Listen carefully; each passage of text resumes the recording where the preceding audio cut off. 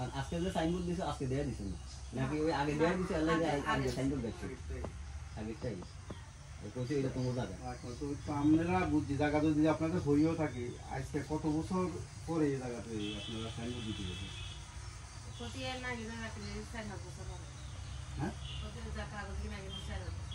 কত বছর পরে এই জায়গা কত বছর আগে বিক্রি হয়েছে কত বছর আগে থেকে আরেকজনের কাছে জায়গাটা এখন আমরা সাইনবোর্ড দিতে গেছেন জায়গার মূল মালিক কে আমরা যে সাইনবোর্ড দিতে গেছেন অন্তত জায়গাটা কাজ দখলে আছে এটা তো জানেন না এটাও জানেন না এটা তারা জানে না হ্যাঁ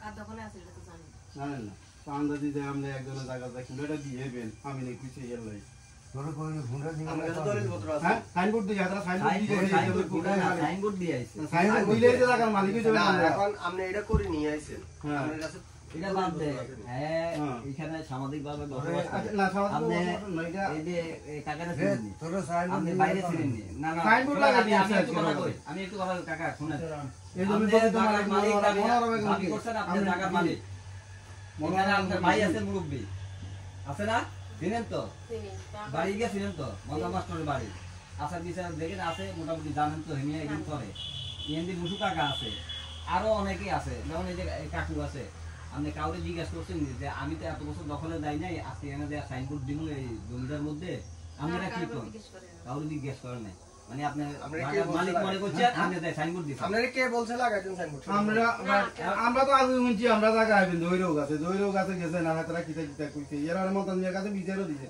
জহিরের কাছে গেছে না জহিরের আমরা করে গেছি দেওয়ার কাছে বিচার দিছে যে বেড়ার কাছে বিচার দিয়েছেন হে বেড়া জায়গা তাই আমরা সাইনবোর্ড লাগাই দিয়ে আচ্ছা দেখ আমরা কাগজপত্র যদি পান তো ভালো কথা তবে সাইনবোর্ডে লাগালে আমাকে ঠিক হলে আমরা এমনিতে বুঝতে পারছি না এটা আমাদের এটা যে কত বড় সম্মান হানি ইজ্জত হানি এটা যে কত বড় টাকা বলেন এটা যে সামাজিক ভাবে একটা বিশৃঙ্খলা তৈরি হয় এটা যে সামাজিক ভাবে এক ধরনের মানুষের আন্তরিকতা নষ্ট হয় হুট করে আমরা এই জায়গা এখানে এই এক জায়গায় আমার বাপের আছে আমার চাচার আছে আমার দুই চাচার আছে টোটাল 3 জনের জায়গা যেখানে সাইনবোর্ড আসছে তো আপনারা কে ইনফরমেশন দিছে এরপরে ইনফরমেশন দিলেও তো সমাজের গণ্যমান্য ব্যক্তি যারা আছে তাদেরকে নিয়ে যায় একটা ফয়সলা করে যদিও আমি এমনি এত বছর ভূমি দখল করতে পারি নাই এই জায়গাটার মালিক আমি এখন আমি সাইনবোর্ড দিতে চাই অথবা আমি দখল বুঝে নিতে চাই আপনারা আমার সহযোগিতা করেন অথবা পরামর্শ দেন আপনি এই জিনিসটাও করেন নাই এখন যাই আপনি এই যে এটা তো আমি জানি না আগে আইছেন বিচারের লাই এখন বিচারের লাই যার কাছে আইছেন এখন এই হেমিয়া জায়গার মধ্যে যাই বলে সাইনবোর্ড লাগান না না বিচার না বিচার তো নাই আপনারা এই শুনে আমার সাথে কথা বলছে তা আমার সাথে না এত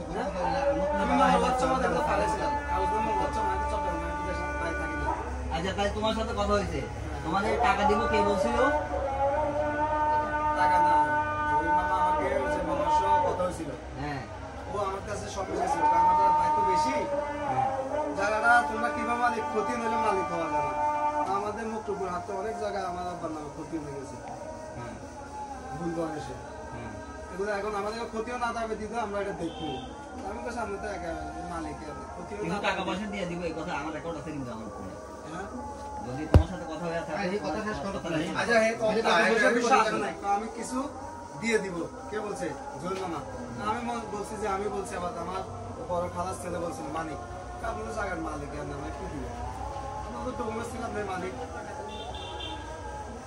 আমাদের জায়গার মালিক আমার তো কিছু দরকার নেই কিন্তু আমরা মালিক ঠিক আছে আমরা মালিকের মানছি এই কথা আমরা ভাই চলে এসেছি চলে আসার পরে আমাদের ভাত তাই ভাই কল দিছিল তাইবের সাথে কথা বলার পর তাইবের সাথে অনেক কথা বলছিল কথা বলার পরে এ পর্যন্ত আর কিছু বলেনি তাইবের সমস্যা আছে মামা একটা বিদেশ থেকে আসবে তুমি আসা পর্যন্ত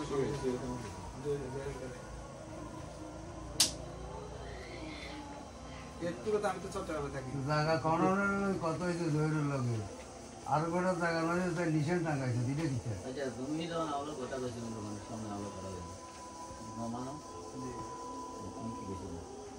না আমি কথা খারাপ কইছি আমি কইছি সকাল পর্যন্ত যায় আমার নামে অনলাইনে প্রক্রিয়া করা অনলাইনে আছে 4.5 সম্পত্তি আছে যেটা আমাদের সাথে আমি জানি আমার খুবই স্বভাব। এরপরে বলছি এই যে কাশ্মীরের সম্পত্তি এই সম্পত্তিটা ভারতের বাইরের নামে খতিয়ে নিয়েছি, আবার ভারতেরটা মানে খতিয়ে নিয়েছি। আমাদের ওই বাড়িতে 2-3টা বাবুর জায়গা, আমার স্বাস্থ্যকর বাবুর জায়গা, বাবুর জায়গা মনিরদের নামে খতিয়ে নিয়েছি, মনিরদের জায়গা আবার হেলালদের নামে খতিয়ে নিয়েছি। এভাবে সারা বাংলাদেশ হয়েছে।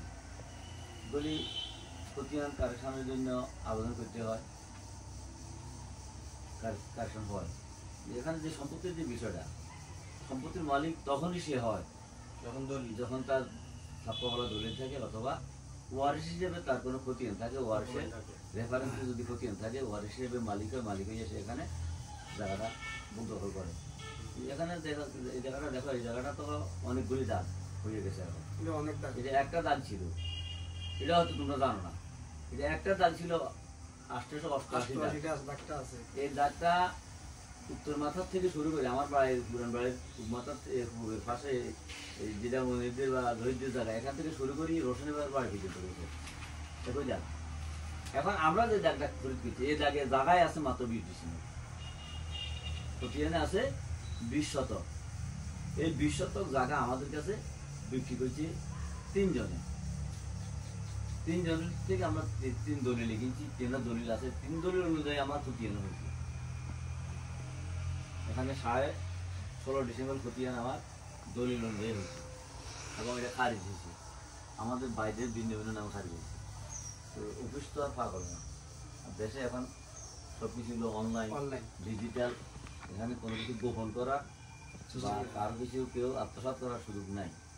তোমার কাছে যদি এখানে কোনো খতিয়ান থাকে, এই খতিয়ানটা তুমি অফিসে গিয়ে তাকে দেখতে হবে, অফিসে গিয়ে দেখতে হবে যে এই খতিয়ানটা যে একটু আমার নামে আসলো, যদি এটা অনলাইনে থাকে ওনারা বাইর করবো, বাইর করি বলবো যে কোথায় তোমার সম্পত্তি আছে, সেখানে গিয়ে দাবি করবা। তাও কিভাবে? সামাজিকভাবে। তুমি হুট করে যাই দাবি করতে হচ্ছে না। আমি যেটা বলছি 13.5 একর জমি আমার নামে খতিয়ান আছে, হ্যাঁ সেটার উপর ব্যাপার বুঝায় আমি যাই কি দখল দিতে পারি? এটা আমার পক্ষে সম্ভব যদি আমার কাছে প্রপার ডকুমেন্ট থাকে, তাহলে আমি ডকুমেন্ট নিয়ে সেখানে যাইয়া সেখানকার মুরব্বীরা যারা আছে সামাজিকভাবে তাদের সাথে কথাবার্তা বলি, আমি দখল নিতে পারি যদি আমার সেই ডকুমেন্ট থাকে এবং সঠিক ডকুমেন্ট থাকে। তোমার তাই করার দরকার, তোমার যদি ডকুমেন্ট থাকে এরকম, তোমার পৈতৃক হোক অথবা দাদার হোক অথবা সিজার হোক, নানার হোক, নানির হোক, তুমি সেখানে দখল দিতে পারবা কাগজপত্রের মাধ্যমে 10 জনের সহযোগিতায়। তোমার একা পক্ষে এটা সম্ভব না, আমাদের এখানে না, কোথাও তুমি পারবে না। তাইলে তোমার যে সম্পত্তির বিষয়ে তোমরা বলছো যে ইউনিসপিআর রেফারেন্সে তোমরা এখানে সম্পত্তির মালিকানা দাবি করতেছো, উত্তরপাড়ার হাসা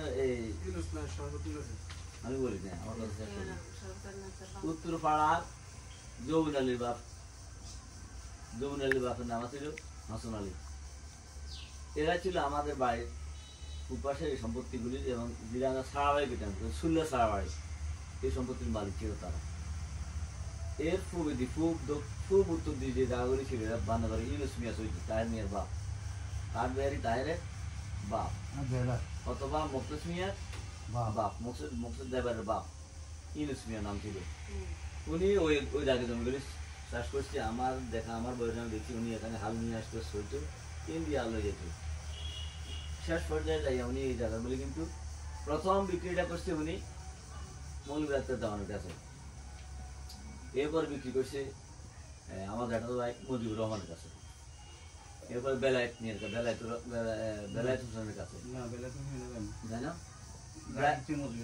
মুজিবুর রহমান খেয়েছি। তাইলে এরপরে আমাদের বাড়ির উপাসে যে লম্বা যে জায়গাটা, এই জায়গাটা প্রথম যমুন আলীর বাপে বিক্রি করছে আত্মীয় দেওয়ানোর কাছে, এরপরে যমুন আলীর বাপে বিক্রি করছে মোতালেবের কাছে, আবার বিক্রি করছে হাসিমের কাছে। তাদের কাছে বিক্রি করার পরে যমুন আলী আমার কাছে আইলো, আমি তো জায়গা বেশি আর বাড়ির পাশে যেটা আমি বেশি, ওইটা আমার নিয়ে দিল যে 7.5 ডিসেম্বর কবলা দিচ্ছে। তখন রাশিয়া অভিযোগ দিল কালু চেয়ারম্যানের বাড়ির সামনে।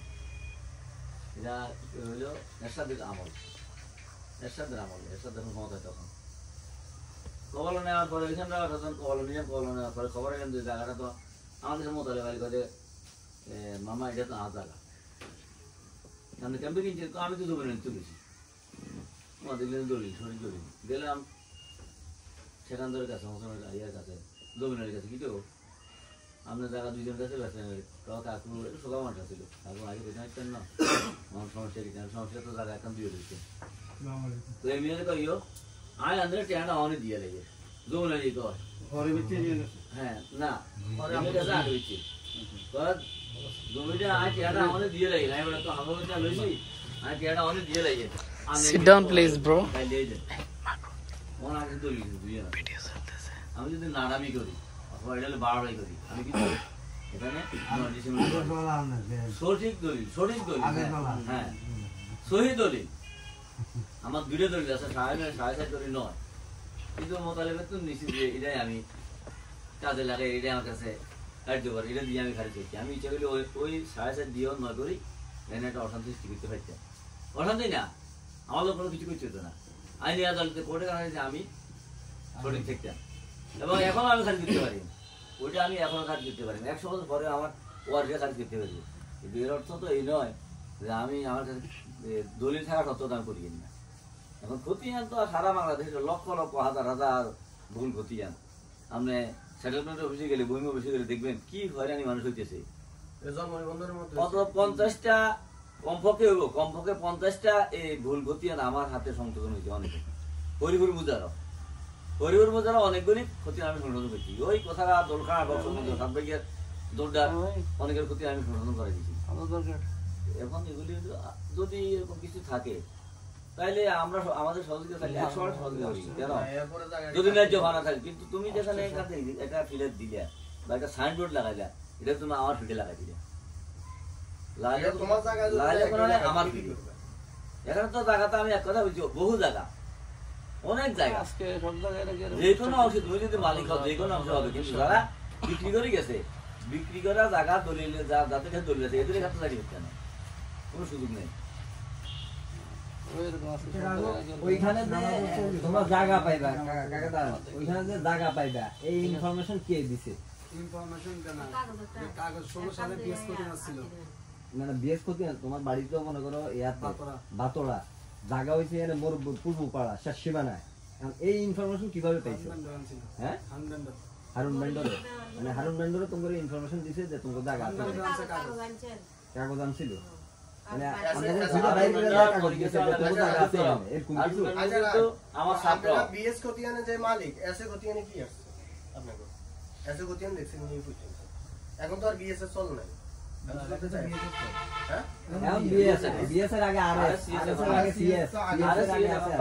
না এখন ওনারা দাবিদার হচ্ছে সম্ভবত অঙ্কিতের সূত্রে নাকি,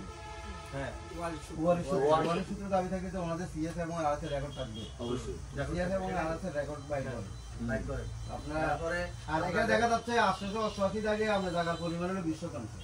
আমরা কি বড় বড় জায়গা বুঝেছেন, জায়গার পরিমাণ কিন্তু আমি কইছি না 20 শতাংশ থেকে আমরা শুরু করছি না, এখন এটা প্লট হয়ে ভাঙিয়া গেছে, বিভিন্ন জায়গা বলতেছে, তো 888 দাগে মোট জায়গা হলো 20 শতাংশ, এখানে ওনাদেরকে খতিয়ান দিচ্ছে 15 শতাংশ। উনিও খতিয়ান কত? আমার খতিয়ান তো 7.5। এখানে নানা গান আছে 5 ডিসিম, আক্তার জামান একটা আছে 5 ডিসিম, এই দাগে আক্তার জামান আছে 5 ডিসিম, আমরা কোন দিছে 15 শতক, আক্তার জামানের 5 শতক, হ্যাঁ আক্তার জামানের 5 শতক। তারপরে আপনাকে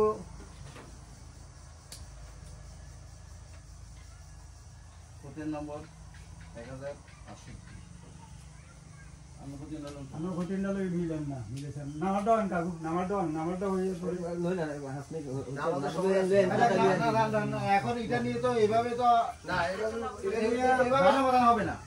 16 সাল থেকে ঘুরতেছে, হ্যাঁ 16 আমরা তো বাড়ি 2016 সাল থেকে ঘুরি, আরো 2000 বছর ঘুরলেও আপনারা আইতেন না।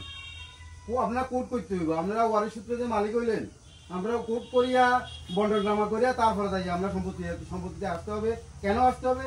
যে উমুকে বেশি গেলেছে, হ্যাঁ উমুকে শিষ্যায় বেশি গেলেছে, এখন সে কতটুকু পাওনা কতটুকু বিক্রি করছে, তাহলে তাদের কোন হিসাবে পাওনা আপনারা ওয়ারিশ সূত্রে, আপনি কারো ওয়ারিশ সর্বোত্তম না স্যার, কাগজটা আছে তো সর্বতন নেসার ওয়ারিস আসতে আছে হ্যাঁ সর্বতন নেসার ওয়ারিস হ্যাঁ সর্বতন নেসার ভাইটাই আসেনি ভাই নেই ওনাদের কাছে বিক্রি করছে কি ভাই নাই কি দেব বারগো ভাই নাকি জামাকে ভাই আমার উপর আছে সুলতান বাবা সুলতান বাগবাই সুলতান বাগবাই না এটা বলতে তো ইনফরমেশনই জানে না। যদি সিএস এবং আরএস এ যদি আপনি যাদের নাম যার নাম বলছেন উনি যদি মালিক থাকেন, ধরেন ওনার ভাই যদি দুজন থাকে বা বোন যদি আরো থাকে, তাইলে ওনাদের কেউ বেশি লিখছে কেউ কম লিখছে, সমস্যাটা ওখানে। তা এখন ওনাদের বন্টনামাটা কি হয়েছে, বন্টনামা লিখতে হবে আপনারা। বন্টনামা থাকলে তারপর বন্টনামা হিসেবে যদি বন্টনামার জন্য আপনি মামলা করতে হবে। মামলা আসলে এরপরে যাই আমরা এই গতিন ঠিক ছিল টাকা হয়ে গেছে আরো 88। আমাদের এই 16.5 হলো 3 দলিলে, এক দলিলে 60.5 আর 2 দলিলে 6.6। এত বছর মনে আছে এই 16.5 হলো আমাদের দলিল। আমাদের দলিলে এখন আপনারা আইনগতভাবে দায়িত্ব হলে আপনারা আচ্ছা কোর্ট কাছারি যে দায়িত্ব হবে বন্টনামা দলিল করতে, ওয়ারিশ সূত্রে যেহেতু মালিক সেহেতু আপনারা আপনাদের আপনি নিমন ওরা তো উনি কে যে মহিলার নাম করলেন উনি আপনার কি হয়? আজেরি আপনার জেডির ভাই বোন আছে নি আর আছে না হেতারা ঢাকায় তো হেতারা বিচ্ছে মনে হয় এত কাছে কাছে রয়েছে। না আমরাও কাছে লেডি সম্পত্তি হিকে কেন মালিক আমার কাছে রয়েছে বললাম না জবুন আলী, তারপরে বড় কাকা হ্যাঁ জবুন আলী, হুম অর্থাৎ হাসান আলীর ছেলে। এই নাম গুলো আছে তাই চিঠি এই নাম কিন্তু চিঠি আছে বলতে পারি না নাম কিন্তু চিঠি এটা তো বিএস মনে মোহাম্মদ হোসেন নেই। আমি বলি এখানে আছে মোহাম্মদ হোসেন, হ্যাঁ তারপরে একজনই তো, এরপরে মোহাম্মদ হোসেন একজনই। হ্যাঁ আর নাম নাম্বার হলো 875 883 884 885 886 887 888। এর নাম কি অজ্ঞানী আছে নাম অজ্ঞান, কি নাম কতগুণ দেই নিজ সব একই, একজনই মালিক, একজনই মালিক। নিজ বলতে কি টোটাল 81 মোহাম্মদ হোসেন। মোহাম্মদ হোসেন হ্যাঁ, তো হোসেন। আমগো নাম তো সিএসএ নাই আর এসে নাই তো আমরা আমার বিএসসি কুতুন আছে আপনি কথাটা বুঝছেন নি সিএসএ আর আছে তো কারণ মোহাম্মদ হোসেন কে মোহাম্মদ হোসেন এসেন নি আই তো নেই ঠিক আছে মনে থাকে না কিছু আরে আরে জোরিলি বাহারি শোনেন, জবুন আলীর বাপ, জবুনের বাপ কোথায়? এর আগে সিএস কোতিয়ানে আরেকটা দেখেন। দেখছি আর ইয়ে নাম হোসেন। মোহাম্মদ হোসেন বসু কাকা, সিএস কোতিয়ানে আছে আবার বিনয় ভূষণ চৌধুরানী গং, বিনয় বলছো চৌধুরানী গং। গং হুম, স্যার আনো সফরা গো আর সফা কারণে জানা তো শুনেন